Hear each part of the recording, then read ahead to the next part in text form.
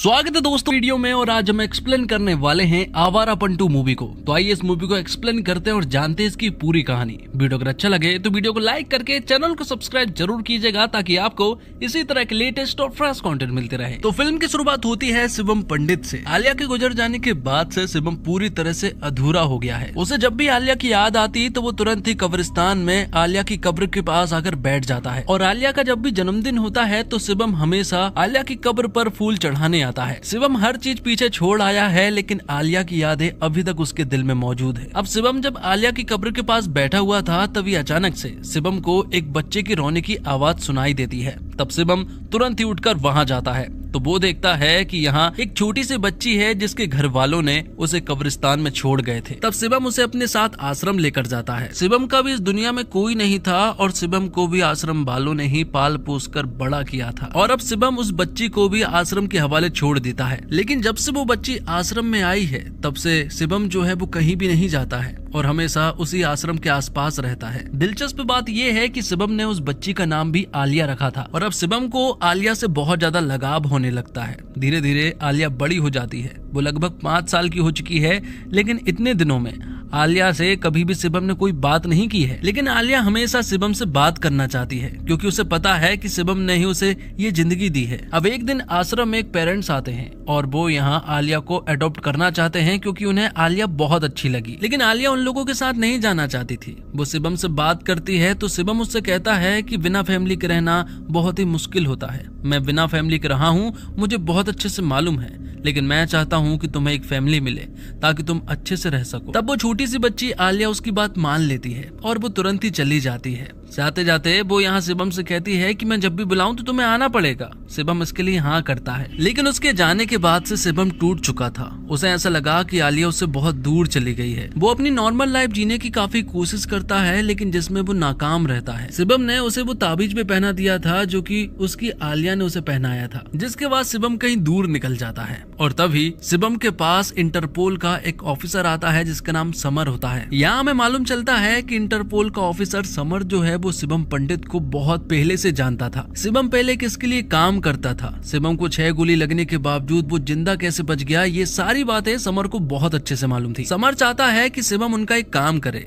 लेकिन शिवम यहाँ समर से कहता है कि उस शिवम को मरे हुए बहुत साल हो चुके हैं इसलिए वो उनकी कोई मदद नहीं कर पाएगा। तब समर यहाँ पर शिवम को कुछ ऐसी बातें बताता है जिसे सुनकर यहाँ पर शिवम पूरी तरह से हैरान रह जाता है। समर बताता है कि हाल ही में आलिया को जिन पेरेंट्स ने अडॉप्ट कर लेकर गए हैं वो दरअसल में असली पेरेंट्स नहीं थे। वो दरअसल में चाइल्ड ह्यूमन ट्रैफिकिंग वाले लोग थे जो कि बच्चों को दूसरे देश मतलब कि बैंकॉक भेजने का काम करते हैं। लेकिन एक ऑपरेशन के चलते उन दोनों को मार दिया गया है। इस ऑपरेशन से ये भी पता चला कि आलिया जो है वो बैंकॉक जा चुकी है। इस तरह से लगभग 40 से 50 बच्चे जो है वो ह्यूमन ट्रैफिकिंग के तहत बैंकॉक पहुंच गए हैं। और अब शिवम के पास कोई और रास्ता नहीं था। अब उसे तुरंत ही बैंकॉक जाना था और वहां जाकर आलिया समेत उन सारे बच्चों को बचाना था। जिन लोगों के पास बच्चे हैं समर ने यहाँ पर शिवम को उन सभी लोगों की पूरी इन्फॉर्मेशन दे दी है। समर यहाँ पर सभी लोगों के बारे में एक एक करके बताता है। सबसे पहले वो इनके गैंग के लीडर मतलब कि अमृत के बारे में बताता है जो कि इस सारे के सारे ड्रग लॉर्ड को संभालता है। दरअसल में सारे माफिया का ड्रग वाला ही सबसे मेन काम होता है। लेकिन अमृत का बेटा जोरावर जो है वो चाइल्ड ट्रैफिकिंग के मामले में पड़ जाता है। वो इंडिया से बहुत सारे बच्चों को यहाँ लेकर आया है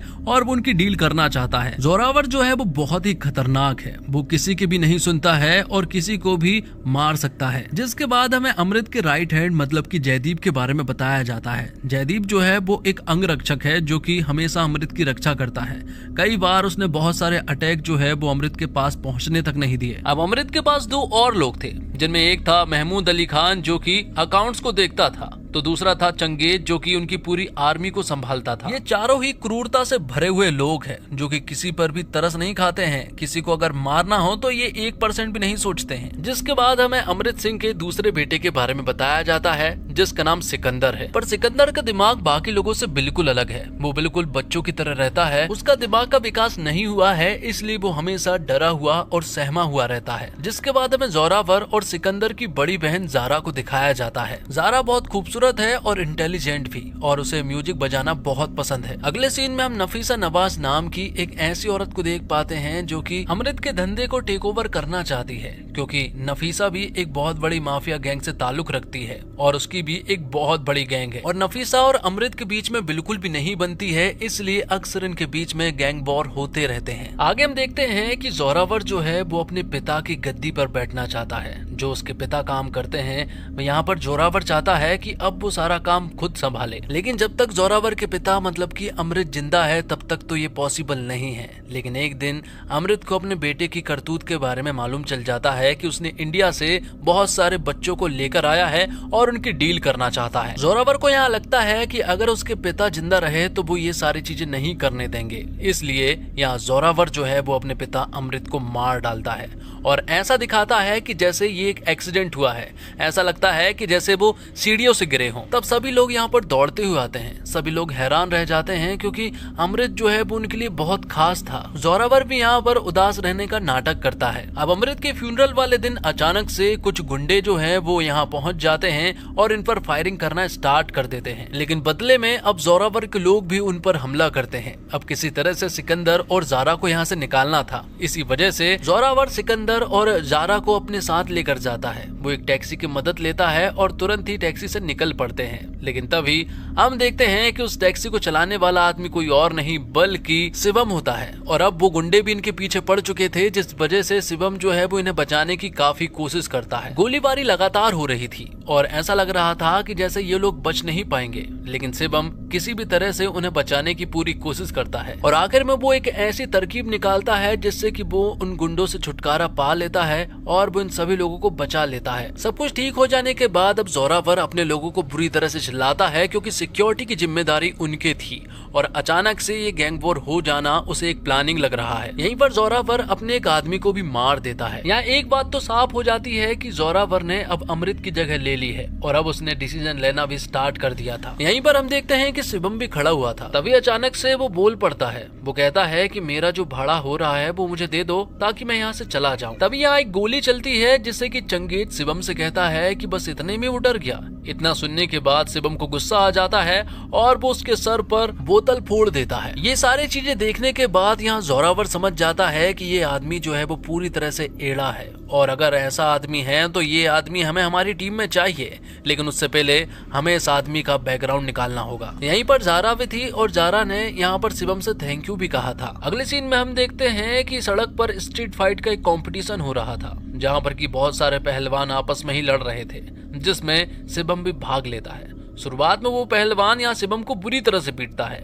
लेकिन तभी उसकी नजरों के सामने जारा आ जाती है और फिर शिवम उस पहलवान को बहुत ही बेरहमी से मार देता है। साथ ही जारा शिवम के पास एक लेटर भी भिजवाती है जिसमें लिखा हुआ था कि उसकी दुनिया से वह दूर रहे। दूसरी तरफ जोरावर और उसके लोगों ने यहाँ पर शिवम के बारे में सब कुछ पता कर लिया था कि उसका नाम शिवम पंडित है और वो पहले मलिक के लिए काम किया करता था, लेकिन अब वो यहाँ पर टैक्सी ड्राइवर बन गया है। लेकिन अब जोरावर चाहता है कि वो उसके लिए काम करे। तब जयदीप और महमूद उसे अपना पहला काम देते हैं। वो उसे एक लोकेशन देते हैं और वहाँ से उसे उमर नाम के एक बंदे को लेकर आना था। तब शिवम तुरंत ही उस लोकेशन पर पहुंचता है, लेकिन जब वो वहां पहुंचा तो उसने देखा कि यहाँ पर तो ड्रग्स का धंधा हो रहा है और यहाँ के लोग जो है वो बहुत ही खतरनाक है।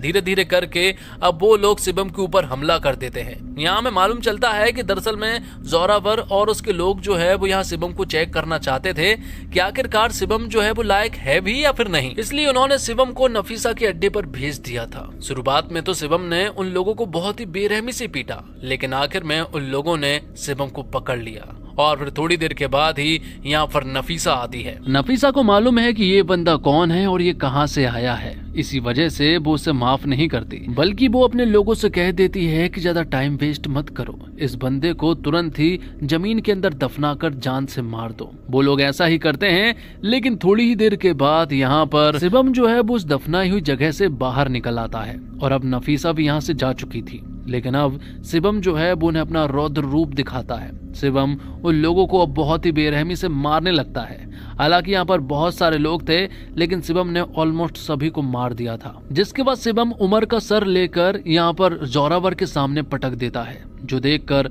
सभी लोग हैरान रह चुके थे। उन्हें समझ आ गया था कि शिवम जो है वो कोई लोकल गैंगस्टर नहीं है या फिर कोई लोकल सड़क छाप गुंडा नहीं है, बल्कि वो बहुत ही खतरनाक आदमी है। इसी वजह से जोरावर जो है वो उसे अपनी टीम में रख लेता है और अब वो जहां भी जाता है जोरावर उसे अपने साथ लेकर जाता है।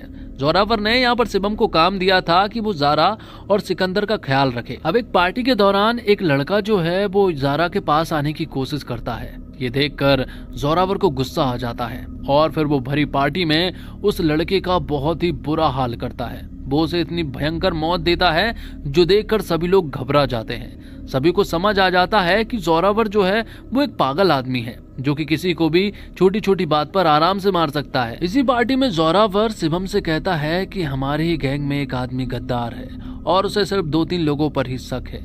इसी वजह से उसका ये भी काम है कि वो लोगों के बारे में पता लगाए कि आखिरकार उनके बीच में गद्दार कौन है, क्योंकि वो एक बहुत ही इंपॉर्टेंट डील करने वाला है, जो डील उसके लिए बहुत ज्यादा जरूरी है। दरअसल में ये बच्चों वाली डील ही थी जो कि एक बंदे से करने वाला था, लेकिन इस डील के बारे में जोरावर ने शिवम को कुछ भी नहीं बताया था। अगले सीन में हम देखते हैं कि जोरावर जो है वो ज़ारा के पास जाता है जो कि वायलिन बजा रही थी। तभी वो वहाँ पर डांस करने लगता है और फिर वो ज़ारा से कहता है कि अब ज़ारा को भी हमारे साथ काम कर लेना चाहिए, लेकिन ज़ारा कहती है कि मैं इन चीज़ों से जितनी दूर रहूंगी उतनी ही अच्छी है। ज़ारा ने यहाँ पर 2-4 बातें उल्टी सीधी भी बोल दी थी, जो सारी बातें जोरावर को बिल्कुल अच्छी नहीं लगी और वो यहाँ पर उसका वायलिन तोड़कर फेंक देता है। ये सारी चीजें शिवम भी देख पा रहा था। उसे समझ आता है कि जोरावर जो है वो अपने भाई बहन की बिल्कुल भी फिक्र नहीं करता। अब अगले दिन शिवम जो है वो ज़ारा के पास जाता है। दरअसल में वो ज़ारा को कुछ दिखाना चाहता था। यहाँ हम देखते हैं कि शिवम जो है वो ज़ारा को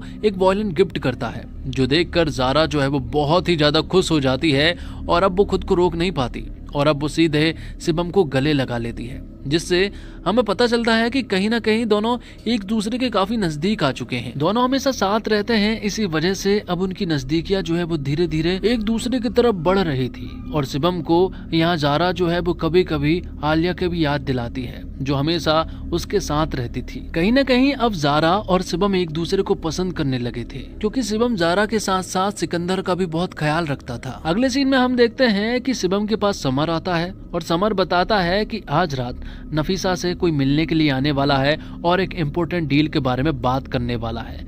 ये बात जब शिवम को पता चली तो वो तुरंत ही रात को नफीसा के पास जाकर वहाँ देखने लगता है कि आखिरकार इससे कौन डील करने के लिए आ रहा है। और अब थोड़ी देर के बाद ही हमें मालूम चलता है कि नफीसा के पास डील करने वाली कोई और नहीं बल्कि यहाँ ज़ारा होती है। ज़ारा यहाँ पर नफीसा को ढेर सारी इन्फॉर्मेशन देती है और वो कहती है कि तुमने जोरावर के ऊपर गैंग वॉर क्यों करवाया था, लेकिन नफीसा कहती है कि वो गैंग वॉर मैंने नहीं करवाया था और ना ही गोलियां मैंने चलवाई थी, वो दरअसल में शिवम ने चलवाई थी क्योंकि वो तुम लोगों के नजदीक आना चाहता था। ये सुनकर यहाँ ज़ारा हैरान रह जाती है। पल भर के लिए उसे नफीसा की बातों पर भरोसा नहीं हुआ और तभी ज़ारा यहाँ से जाने लगती है। तभी वो देखती है कि उसका कोई पीछा कर रहा है और पीछा करने वाला आदमी कोई और नहीं बल्कि शिवम था। शिवम कहता है कि हमारी गैंग में कोई गद्दार है, ये जोरावर ने कहा था, लेकिन उसे ये नहीं पता था कि वो गद्दार ज़ारा ही है। तब यहाँ ज़ारा भी बता देती है कि उसे भी मालूम चल गया है कि शिवम जो है वो यहाँ पर क्यों आया है और वो उनकी गैंग में क्यों शामिल होना चाहता है। तब शिवम यहाँ उसे सारी सच्चाई बता देता है। वो कहता है कि जिस आलिया के बारे में मैंने हमेशा तुमसे बात की है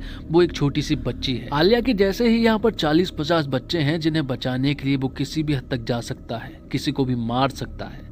तब यहाँ पर ज़ारा भी अपनी सारी सच्चाई बता देती है। वो कहती है कि मैं चाहती हूँ कि नफीसा जो है वो ये सारा का सारा बिजनेस जो है वो टेक ओवर कर ले, ताकि वो इस बॉयलेंस से पूरी तरह से दूर हो सके। उसने नफीसा से ये भी कहा है कि जोरावर को कुछ नहीं होना चाहिए। ज़ारा सिर्फ इतना चाहती है कि वो अपनी फैमिली के साथ बिना वॉयलेंस की एक साधारण सी जिंदगी जी सके। तब यहाँ पर शिवम कहता है कि मैं तुमसे वादा करता हूँ जोरावर को कुछ नहीं होगा और मैं तुम्हारी फैमिली को एक कराऊंगा और जो जिंदगी तुम चाह रही हो वो मैं तुम्हें दिलाकर रहूंगा। अब एक दिन शिवम जो है वो जोरावर को एक ऐसी बात बताता है जिसे सुनकर जोरावर हैरान रह जाता है। दरअसल में यहाँ पर शिवम ने जोरावर को उस गद्दार के बारे में बता दिया था और वो कोई और नहीं बल्कि महमूद अली खान होता है। जोरावर यहाँ पर महमूद को सबूत दिखाते हुए कहता है कि तेरे अकाउंट में ढेर सारे पैसे हैं, तू हमारे बिजनेस के अकाउंट्स का हेर फेर करता है और अपने अकाउंट में बहुत सारे पैसे डलवाता है और तो और नफीसा भी तुझे ढेर सारा पैसा देती है, मतलब कि वो गद्दार तू ही है। महमूद कहता है कि हाँ मैं बिजनेस के अकाउंट्स में हेर फेर जरूर करता हूँ, लेकिन नफीसा से पैसे नहीं लिए हैं। लेकिन जोरावर के लिए इतना काफी था। वो यहाँ जयदीप के हाथों महमूद अली खान को जान से मरवा देता है।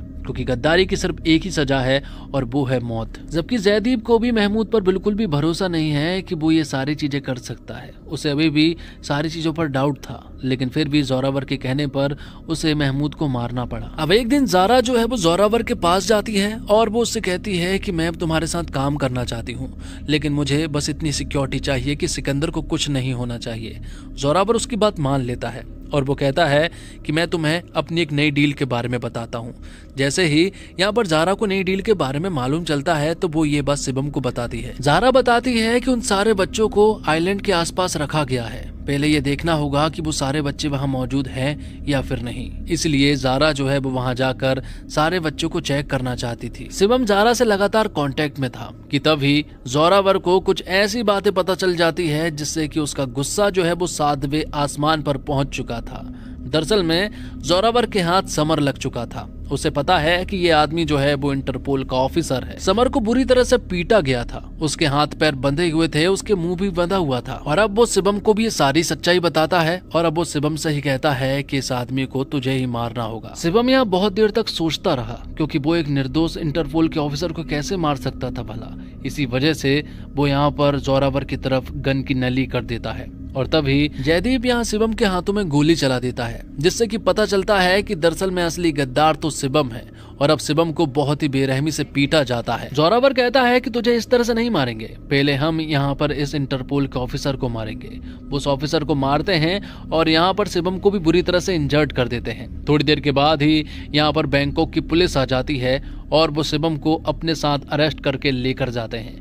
और अब वो शिवम को बहुत ही बेरहमी से पीटने लगे थे, क्योंकि उनके हिसाब से शिवम ने यहाँ पर एक इंटरपोल ऑफिसर की जान ली है। वो उसे उगलवाना चाहते थे, लेकिन शिवम उन्हें बताने की कोशिश करता है कि वो दरअसल में उसी इंटरपोल ऑफिसर के साथ काम कर रहा था, लेकिन वो लोग शिवम की एक बात नहीं सुनते। थोड़ी देर के बाद यहाँ सुदीप नाम का एक बंदा आया था, जो कि दरअसल में समर का ही एक आदमी था, लेकिन सुदीप ने भी यहाँ पर शिवम को पहचानने से साफ मना कर दिया था। और अब कुछ ही देर के बाद यहाँ पर जोरावर और ज़ारा आते हैं। जोरावर यहाँ पर शिवम को एक सरप्राइज देना चाहता था। वो यहाँ पर शिवम से कहता है कि ज़ारा जो है वो उस आइलैंड पर गई थी और वहाँ उसने कुछ ऐसा देखा जिसे देखकर वो हैरान रह गई थी। दरअसल में ज़ारा को आलिया की पहचान बताई गई थी कि उसके गले में एक ताबीज है, लेकिन अब ज़ारा बताती है कि उस ताबीज वाली लड़की की जान जा चुकी है। ये देखकर यहाँ पर शिवम जो है वो पूरी तरह से टूट जाता है। जोरावर कहता है कि अगर मुझे पहले पता होता कि तू उस लड़की के लिए आया है तो मैं उस लड़की को अपने साथ लेकर आता और तेरे ही सामने उसे जान से मार देता। ये सुनकर शिवम को गुस्सा आ जाता है और वो उसे काट लेता है, जो देखकर जोरावर कहता है कि अब तेरा यहाँ से बचना असंभव है, तू यहाँ से मरकर ही बाहर आएगा। लेकिन शिवम को किसी भी हालत में यहाँ से बाहर निकलना था। वो उस ताबीज को फिर से अपने गले में पहन लेता है और तभी उसके ख्यालों में आलिया आती है। आलिया कहती है कि तुम इस तरह से हार नहीं मान सकते, तुम्हें किसी भी हालत में बाहर निकलना होगा। अगले दिन यहाँ पर शिवम जो है वो जेल के ही कुछ लोगों से लड़ाई करने लगता है। वो लोग बहुत सारे थे और इसी वजह से यहाँ पर शिवम इसका फायदा उठाकर उन लोगों से झगड़ पड़ता है और वो लोग शिवम को बहुत ही बेरहमी से मारते हैं। वो लोग उसे इतनी बुरी तरह से मारते हैं कि शिवम की कंडीशन इस तरह हो जाती है कि उसे हॉस्पिटल भेजा जाना था। तब तुरंत एम्बुलेंस बुलाई जाती है और शिवम को हॉस्पिटल भेजा जा रहा था। तभी बीच रास्ते में एम्बुलेंस जो है वो दूसरी सड़क की तरफ मुड़ जाती है और पता चलता है कि उसी एम्बुलेंस में सुदीप बैठा हुआ है, जो कि यहाँ पर शिवम का साथ दे रहा था, क्योंकि उसने इशारा कर दिया था कि वो तो एम्बुलेंस ड्राइवर है। इतना यहाँ पर शिवम के लिए काफी था इशारा और अब वो यहाँ से भाग निकलता है। तभी पुलिस भी उनके पीछे पड़ जाती है और पुलिस यहाँ पर सुदीप को मार देती है, लेकिन किसी तरह से शिवम जो है वो यहाँ से भागने में कामयाब हो चुका था। अगले सीन में हम देखते हैं कि जोरावर जो है वो उन बच्चों की डील करने वाला था और उसी के साथ यहाँ पर ज़ारा और सिकंदर भी मौजूद थे। तो अब यहाँ पर जोरावर और मार्टिन के बीच में डील होने वाली थी कि तभी थोड़ी देर के बाद ही यहाँ पर नफीसा आती है। नफीसा अपने साथ शिवम को भी लेकर आई थी। वो कहती है कि ये मुझसे मदद मांगने के लिए आया था। नफीसा कहती है कि हमारी दुश्मनी बहुत अलग प्रकार की है, वो तो चलती रहेगी, लेकिन पहले इसे संभालो। और अब नफीसा जो है वो शिवम को उनके हवाले करके यहाँ से चली जाती है। तभी हम देखते हैं कि जयदीप यहाँ पर जोरावर से कहता है कि ये डील तुम्हारे लिए बहुत जरूरी है और मार्टिन भी यहाँ पर आ चुका है, इसलिए तुम्हें सिर्फ और सिर्फ डील के बारे में सोचना चाहिए और डील करनी चाहिए। यहाँ शिवम का क्या हाल करना है ये बात मुझे बहुत अच्छे से मालूम है। तभी हम देखते हैं कि जयदीप जो है वो यहाँ पर शिवम से कहता है कि मुझे बहुत अच्छे से मालूम है कि तू अपने हाथ खोलने की कोशिश कर रहा है और तुझे ये बात नहीं पता है कि नफीसा को यहाँ पर लेकर किसने आया था। दरअसल में जयदीप को यहाँ पर जोरावर के काले कारनामों के बारे में पता चल गया था। उसे ये भी पता चल गया था कि जोरावर के पिता मतलब कि अमृत को भी उसी ने मारा है। उसे पता है कि जोरावर पर भरोसा करना ठीक नहीं होगा, इसलिए वो यहाँ शिवम का साथ देता है। तब यहाँ पर चंगेज और उसके लोग आ जाते हैं जो कि गोलीबारी के साथ यहाँ पर शिवम को मारना चाहते थे, लेकिन शिवम अकेला ही उन पर भारी पड़ता है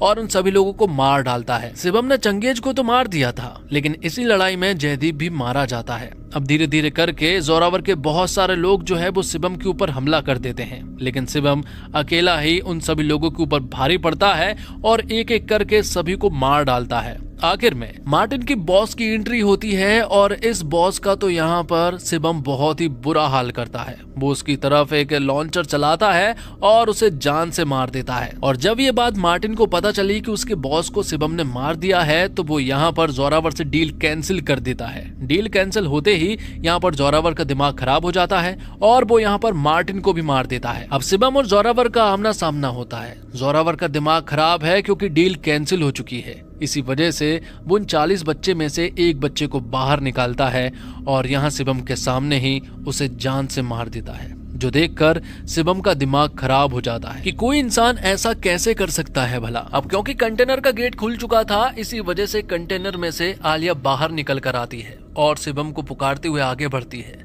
तब यहाँ में बताया जाता है कि दरअसल में वहाँ उन सभी बच्चों में से एक बच्चे की तबीयत काफी बिगड़ चुकी थी, इसी वजह से आलिया ने उसे ताबीज पहनाया था। और अब जोरावर को आलिया के बारे में पता चला तो वो उसे गन पॉइंट पर कर लेता है। अब वो ज़ारा और शिवम के हाथों में एक गन देता है। वो कहता है कि अगर तुम्हें इन सारे बच्चों को बचाना है तो तुम्हें ज़ारा को मारना पड़ेगा। और वो ज़ारा से कहता है कि अगर तुम्हें अपने भाई के साथ रहना है तो तुम्हें शिवम को मारना पड़ेगा। और अब उन दोनों के पास कोई रास्ता नहीं बचा था और जब वो गोली चलाने ही वाले होते हैं कि तभी सिकंदर पीछे से यहाँ जोरावर के हाथ में गोली मार देता है, जिससे कि अब यहाँ पर अफरा तफरी मच जाती है और जोरावर और शिवम के बीच में फाइट स्टार्ट हो जाती है। और अब मौका मिलते ही यहाँ पर जोरावर जो है वो सभी को खत्म करना चाहता है। उसके सामने ज़ारा आ जाती है और वो ज़ारा को ही मारने वाला था कि तभी शिवम जो है वो क्रेन से उसके ऊपर एक कंटेनर गिरा देता है और उसे चिपला करके उसकी जान ले लेता है। इस तरह से यहाँ पर शिवम ने सारे बच्चों की जान बचा ली थी। अगले सीन में हम देखते हैं कि सब कुछ ठीक हो गया था और एक म्यूजिक शो के दौरान यहाँ पर ज़ारा और शिवम एक दूसरे से मिलते हैं। दोनों की आंखों में प्यार साफ दिखाई दे रहा था,